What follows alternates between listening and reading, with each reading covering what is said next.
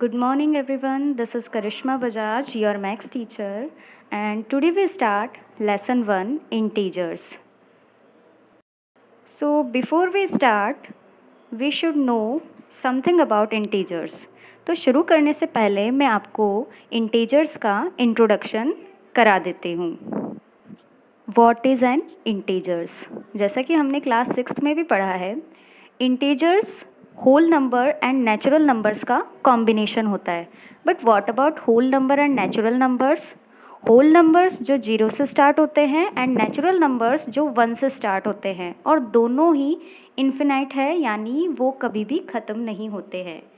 Integers whole number और negative natural numbers का combination होता है. इट मीन्स इसमें माइनस यानी नेगेटिव साइन वाले डिजिट्स को भी शामिल किया जाता है. As we see on the screen, -10, -9, -8, -7, -6, -5, -4, -3, -2 and -1 shows the negative integers, and +1 to 10 shows natural numbers, and from 0 to 10 shows whole numbers. तो इंटीजर्स में हम देखते हैं कि नेगेटिव इंटीजर्स भी इंक्लूड है, नेचुरल नंबर्स भी इंक्लूड है और होल नंबर्स भी इंक्लूड है.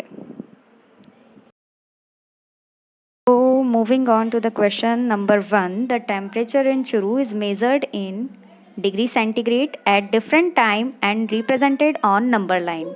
जैसा कि पिक शो की गई है, इसमें नंबर लाइन पर डिफरेंट डेज पर क्या टेम्परेचर रहा है वो शो किया गया है. क्वेश्चन नंबर फर्स्ट में आपको डिफरेंट डेट्स बताई गई हैं, इस पर क्या टेम्परेचर है वो आपको बताना है. जैसे कि 26 जनवरी पर -11 डिग्री सेंटीग्रेड है, 25 दिसंबर पर -6 degree centigrade and so on. ऐसे ही क्वेश्चन नंबर 2 है, what is the difference in temperature between the hottest and the coldest day. Hottest वो होगा जिसका टेम्परेचर सबसे ज़्यादा है प्लस में, और कोल्डेस्ट वो होगा जिसका टेम्परेचर सबसे कम है, यानी वो नेगेटिव इंटीजर होगा, माइनस होगा. तो यहाँ आंसर शो किया गया है, coldest -11 degree and hottest +14 degree, दोनों का difference 25 degree centigrade. Next question number 2, Sheela deposits 5,000 in post office and withdraws 3,700 after 1 month. Deposit means पैसे जमा कराना एंड विड्रॉ मीन्स वापस पैसे निकाल लेना. If the amount withdrawn is represented in the form of negative number, then how will we represent the deposit amount. It means अगर हम पैसे निकालते हैं तो उसे नेगेटिव नंबर में शो करते हैं, और पैसे जमा कराते हैं तो उसे पॉजिटिव नंबर में शो करते हैं. So what is the amount left in the account after withdrawal. It means कि पैसे निकालने के बाद में शीला के पास में कितना अमाउंट बच जाएगा, तो आपको फाइंड आउट करना है. सो यहाँ पे आंसर शो किया गया है. देखिए 5,000 डिपॉजिट किया तो वो प्लस में है, और 3,700 विड्रॉन किया है तो इसे मैंने नेगेटिव में लिखा है. तो 5,000 माइनस 3,700 इज इक्वल्स टू 1,300. तो शीला के पास में 1,300 रुपीज़ लेफ्ट रहे अकाउंट. बच्चों, these are integer rules. Addition और सब्ट्रैक्शन के लिए सेम रहेंगे और मल्टीप्लाई और डिवीज़न के लिए अलग से सेम रहेंगे. ये बिल्कुल वैसे ही है जैसा हमने क्लास 6 में पढ़े थे. एडिशन में सेम साइन वाले इंटीजर्स ऐड करते हैं, जबकि साइन जो है वो सेम ही रह जाता है. जैसे कि -3 + -4 is equals to -7, +3 + 7 is equals to +10. जब डिफरेंट साइन होते हैं तब हमेशा हमें सब्ट्रैक्शन ही करना है, लेकिन साइन उसका रहेगा जिसका डिजिट बड़ा हो. आपको याद होगा जैसा कि हमने 6 क्लास में किया है, ठीक वैसे ही रखना है. मल्टीप्लाई और डिवीज़न का तो सीधा साधा रूल है कि अगर सेम साइन हो तो आंसर पॉजिटिव रहेगा, और डिफरेंट साइन हो तो आंसर नेगेटिव हो जाएगा, यानी माइनस माइनस प्लस हो जाएगा, और प्लस तो ऑब्वियसली ही प्लस है. So this pic shows properties of integers. ये सारी प्रॉपर्टीज़ हमने क्लास 6 में भी पढ़ी है।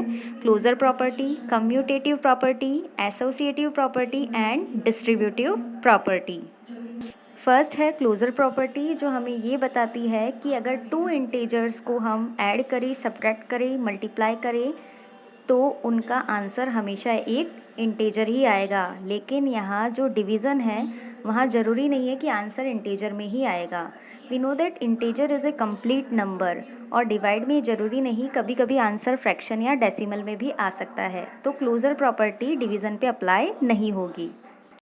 कम्यूटेटिव प्रॉपर्टी बेस्ड है टू इंटीजर्स के अरेंजमेंट पर, यानी अगर हम दो इंटीजर का अरेंजमेंट चेंज कर दें तो क्या आंसर में कोई डिफरेंस आता है? तो एडिशन और मल्टीप्लिकेशन में तो आंसर सेम ही रहता है, लेकिन सब्ट्रैक्शन और डिवीज़न में आंसर चेंज हो जाता है। इट मीन्स दोनों आंसर बराबर नहीं आते हैं।